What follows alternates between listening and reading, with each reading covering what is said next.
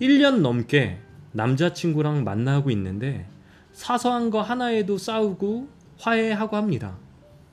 자주 싸우시는 것 같아요. 1년 됐는데 저는 이걸 서로가 알아가고 맞춰가기 위한 과정이라고 생각하는데, 남자친구는 이런 과정들이 힘들고 감정 소모하면서 안정적인 연애를 하고 싶다네요.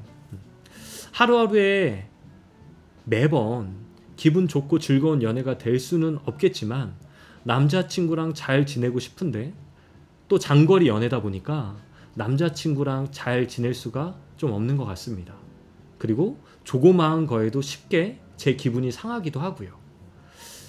이럴 때는 서운하고 속상한 감정들이 들어서 내가 이 감정을 감춰야 할지 말아야 할지 어떻게 해야 될지 너무 고민이 됩니다 라고 글을 적어주셨습니다. 우선 지금 1년 넘게 만났고 사소한 감정들로 자꾸 싸운다라고 말씀을 하셨는데요. 한번 우리가 좀 생각을 해보면 좋을 것 같습니다. 뭐냐면 우리가 이제 연애를 하게 되면 당연히 다툼은 당연한 거라고 생각합니다. 그리고 그것이 클 때도 있고 작을 때도 있을 수 있죠. 다만 제가 볼 때는 이 감정 싸움이라는 거, 그리고 하늘비님이 고민하시는 게 뭐냐면 이 마지막에 말씀하셨던 것처럼 감정으로 표현을 안 할 뿐이지 항상 그런 서운한 마음이 든다라고 지금 말씀을 하고 계시는 겁니다. 그러면 저는 먼저 물어보고 싶어요. 왜 자꾸 다툼이 일어날까? 다투는 건 잘못된 거 절대 아니에요. 하지만 같은 문제로 다툼이 계속 반복된다라고 저는 보여져요.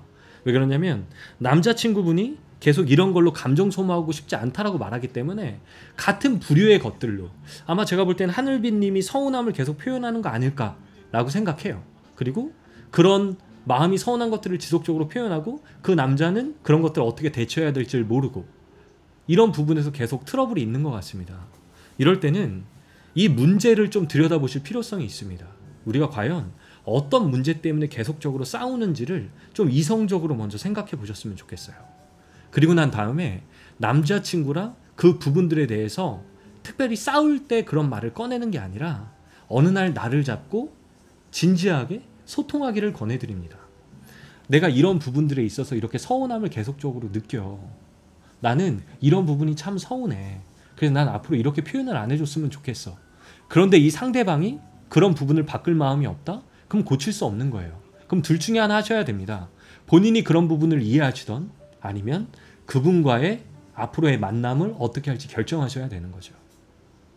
그리고 감정적으로 계속적으로 서운하다는 사람이 많아진다는 건 어떻게 보면 이 사람에 대한 다는 아니지만 제가 이제 디렉터 일을 하다 보니까 개 중에 많은 사람들이 자신보다 상대방을 좀 의존하는 경향들이 굉장히 많았습니다. 특별히 이 사람한테 의지하고 모든 행복을 이 사람과 나누고 싶고 그러다 보니까 작은 거 하나에도 서운함을 느끼고 그리고 또 그런 것들을 표현하지 않으면 내가 사랑을 잘하고 있는 건가? 자기 스스로가 그런 감정에 빠지게 되고요.